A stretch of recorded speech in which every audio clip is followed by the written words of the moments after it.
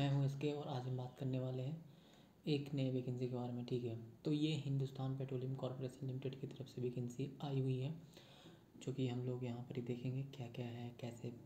Okay, तो सबसे पहले इसमें तो बताया भाई फिलिंग करने का क्या प्रोसेस है। ठीक है, तो इसमें आप जब एच पी सी एल की वेबसाइट पर जाइएगा, जैसे कि मैंने खोला हूँ, तो यहाँ पर ही फिलिंग करने का इंस्ट्रक्शन दिया है कैसे कैसे फिल करना है, और सबका सिलेबस दिया हुआ syllabus for maintenance technician process and assistant.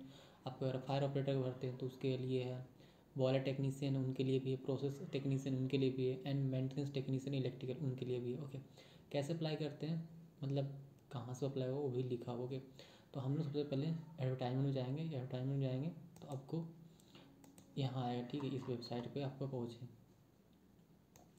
तो इसमें सबसे जो मेन पॉइंट है हम लोग वहाँ पर नोटिस करते हैं और डायरेक्ट वहाँ पहुँचेंगे। देखिए, सबसे पहले एच पी सी एल जो है स्टील गवर्नमेंट के अंतर्गत आता है, जिसमें इसका अभी मतलब एच पी सी एल को डायरेक्ट सरकार कंट्रोल नहीं करती, इनडायरेक्टली रूप से कंट्रोल करती है। कहने का मतलब है कि अभी एच पी सी एल जो है ये इसके अंदर ओ एन जी सी के अंतर्गत आता है। ओ एन जी सी भारत सरकार के, तो इसमें बेसिकली 2-3 का वैकेंसी आई हुई है। कहने का मतलब प्रोसेस टेक्नीशियन का, फायर ऑपरेटर का एंड मेंटेनेंस का। ओके, तो जो जो मेन पॉइंट हम ध्यान रखेंगे, ठीक है, ये भी एक महारत्ना कंपनी है और इनकी बहुत सारी जगह इन्वेस्टमेंट होती है। ओके, तो देखिए इनका जो ऑनलाइन अप्लीकेशन करने का जो डेट हो रहा है वो कल से स्टार्ट हुआ। कहने का मतलब 1 फरवरी 2023 से, और लास्ट डेट जो है वो 25/2/2023 तक होगा। ओके, मैं बात कर रहा हूँ कि कौन कौन भर सकते हैं। तो देखिए, ये असिस्टेंट प्रोसेस टेक्नीशियन ये पोस्ट के लिए है, और इनमें जो है क्या क्वालिफिकेशन है से देख लेते हैं। 60% marks aggregated BSc with chemistry होना चाहिए as a principal subject honours. या पॉलीमर केमिस्ट्री, इंडस्ट्रियल केमिस्ट्री है चलेगा, लेकिन आपको फिजिक्स रहेगा, फिर मैथ रहेगा तब नहीं चलेगा। लेकिन है कि 60% एग्रीगेट मार्क्स होना चाहिए minimum. Diploma in chemical engineering, petrochemical, chemical engineering, fertiliser, chemical engineering, plastic polymer, chemical engineering, sugar technology, refinering, petrochemical, chemical engineering, all technology, chemical engineering, polymer tech. कहने का मतलब इस बार सारे लोगों को एक एक्सेप्ट कर रहा है। मैं इसलिए बता रहा हूँ ना कि जो इससे पहले का जो वैकेंसी आई थी मुंबई में, मेरे ख्याल से 2019 में है, तो उसके बाद शायद नहीं आया था 2018-19 के बाद।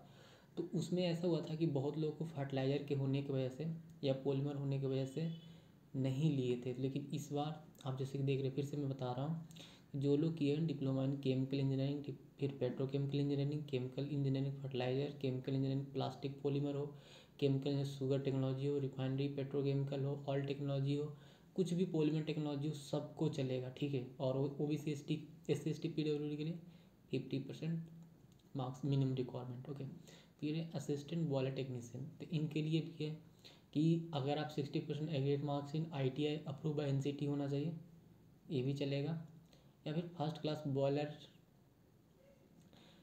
ये दोनों में से कोई एक होना चाहिए। चाहे तो आप 60% मार्क्स अगर 12th में है, या फिर ITI में 60% मार्क्स है, साथ में अगर आप first class boiler competency certificate है तो ये जो प्रोसेस टेक्नीशियन में इसमें टोटल 30 वैकेंसी है। एंड असिस्टेंट बॉयलर टेक्नीशियन इसमें 7 वैकेंसी है, और फायर एंड सेफ्टी में 18 है। तो इसमें भी ये जो 60% marks in 12th with science होना चाहिए, और फिर certificate in fire fighting course for fireman for state firing training centre, duration of course should be A minimum period of 6 month and an institute. ठीक है, ये कोर्स शुड हैव एप्लीकेशन। कहने का मतलब ये हो कि अगर आप जैसे कि 12th कर लिया है, अगर उनके बाद 6 महीना का जो कोर्स होता है स्टेट गवर्नमेंट का, उनके पास वो डिग्री होना चाहिए तो भी भर सकते हैं।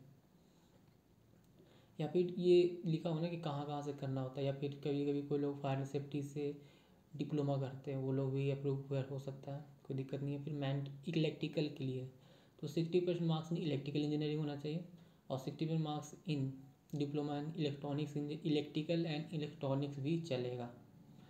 तो मतलब ये मैं फिर से बता दे रहा हूँ कि ये बहुत ही बड़ा रिलीफ है।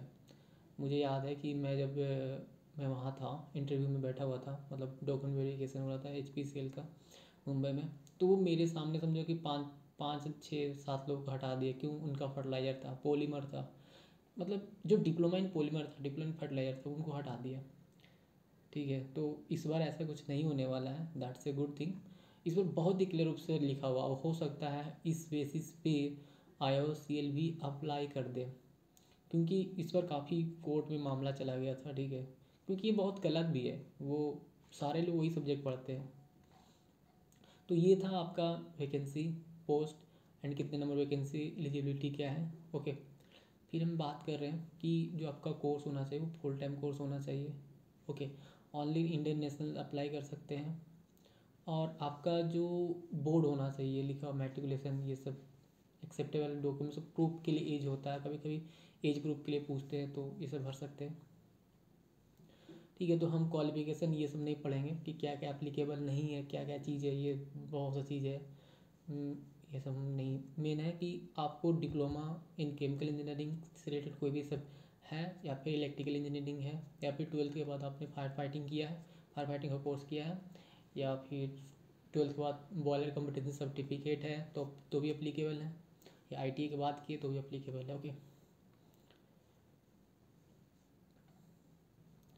फिर बात करें कि देखिए ये सब बताएं कि क्या ड्यूटी है, क्या चीज़ें होता है, तो ये पूरा बहुत ही लंबा है, इसमें मतलब मुझे नहीं लगता है कोई चीज़ छूट गया है। मतलब जो प्लांट में, एक इंडस्ट्री में जो जो चीज़ें होते हैं ना, वो सब लिखती हैं यार, ठीक है। Column, vessel, furnace, heater, cooler, fan, fin, record meter, क्या क्या नहीं लिख दी है। देखो ये मैं देख रहा हूँ, operate valve of different sizes, oiling of valve, freezing of valve for operation, understand process flow diagram, everything will be written यार। मतलब सेम चीज़ें आपको ये बॉयलर टेक्नीशियन में भी मोस्टली मिलेंगे, ठीक है। फायर सेफ्टी के लिए थोड़ा अलग रहेगा, उनका डिपार्टमेंट होता है, ओके। हाँ, एक बहुत ज़्यादा इंपॉर्टेंट है एज क्राइटेरिया। अगर आपका मिनिमम एज 18 साल होना चाहिए 1 फरवरी 2023 को, मैक्सिमम एज 1 फरवरी 2023 को होना चाहिए 25 25 25 ईयर्स। और इसमें एक चीज़ मैं बताना मैं भूल गया हूँ, इसमें आपको कोई एक्सपीरियंस की ज़रूरत नहीं है। अगर आप फ्रेशर हैं आप भर सकते हैं। मैं फिर से बोल रहा हूँ कि अगर आप फ्रेशर हैं, आपके पास कोई एक्सपीरियंस नहीं है, आप भर सकते हैं, okay. That's a good thing.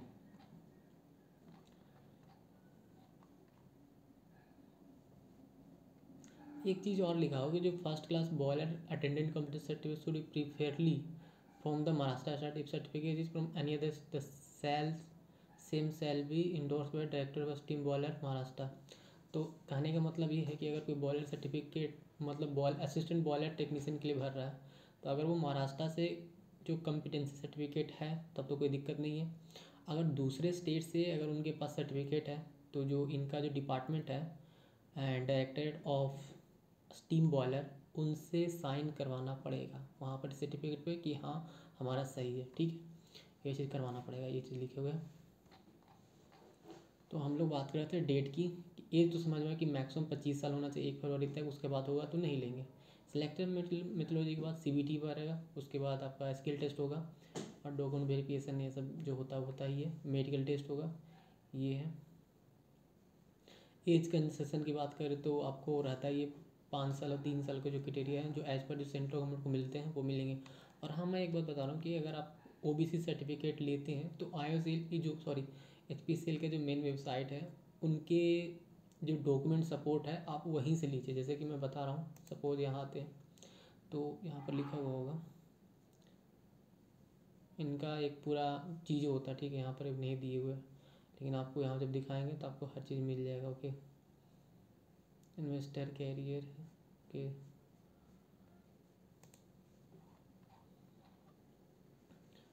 देखिए ये जो लिखते हैं ना, ये नंबर, ठीक है, ये सब चीज़ें होना चाहिए इसमें, पूरा ये सब पूरा चीज़ें लिखा हो रहता है, ओके।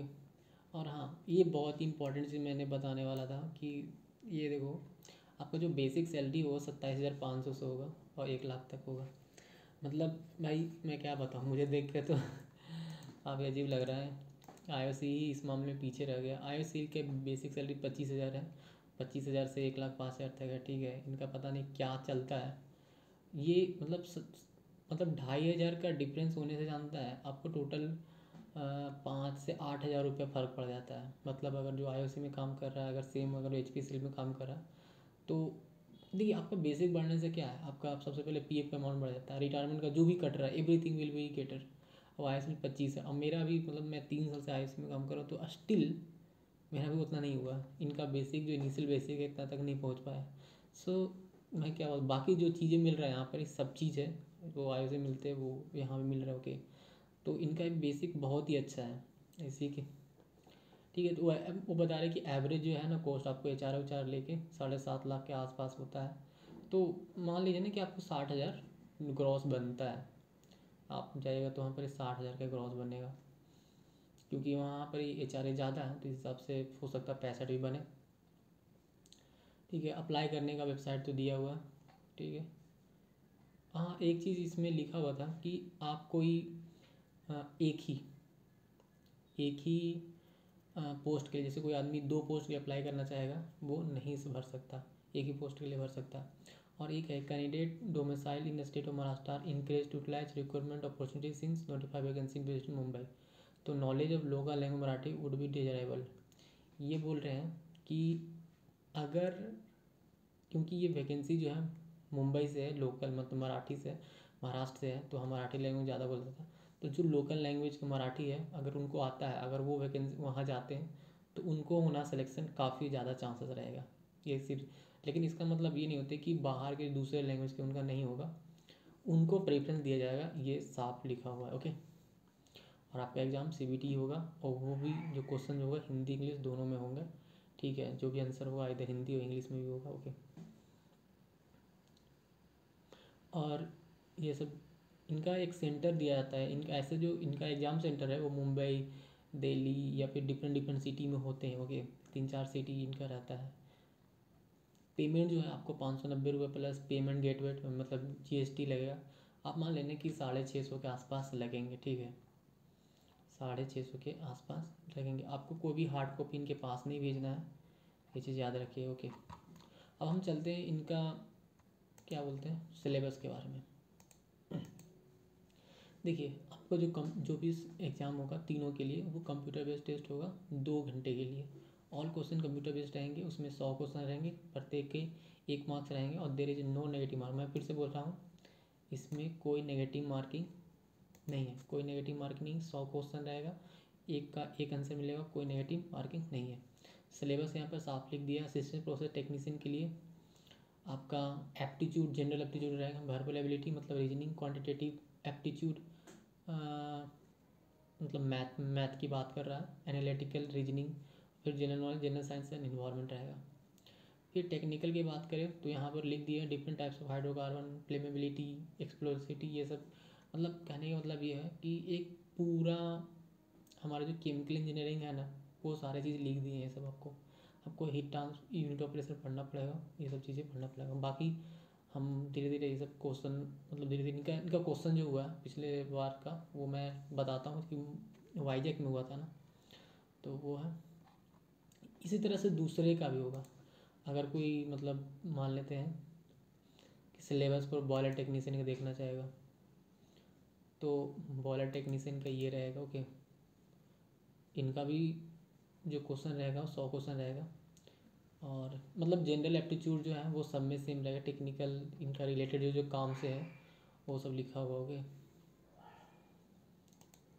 तो आई होप ये चीज़ आपको समझ में आ गया होगा। और अगर कोई भी दिक्कत हो तो मुझसे आप मैसेज कीजिए, मतलब कमेंट कीजिए और पूछिए। मैं एक बार फिर से बोलता हूँ, जो मेन पॉइंट है, जो बॉयलर टेक्नीशियन 30 सीट है, और अगर आपको डिप्लोमा में केमिकल इंजीनियरिंग से कोई भी रिलेटेड ब्रांच है सब अप्लीकेबल है। अगर BSc की है केमिस्ट्री के साथ तब अप्लीकेबल है, और फिजिक्स मैथ है अगर ऑनर्स के उसे तो अप्लीकेबल नहीं है। और मैक्सिमम जो लास्ट डेट है वो 25 तारीख तक है, 25 फरवरी तक है। ओके।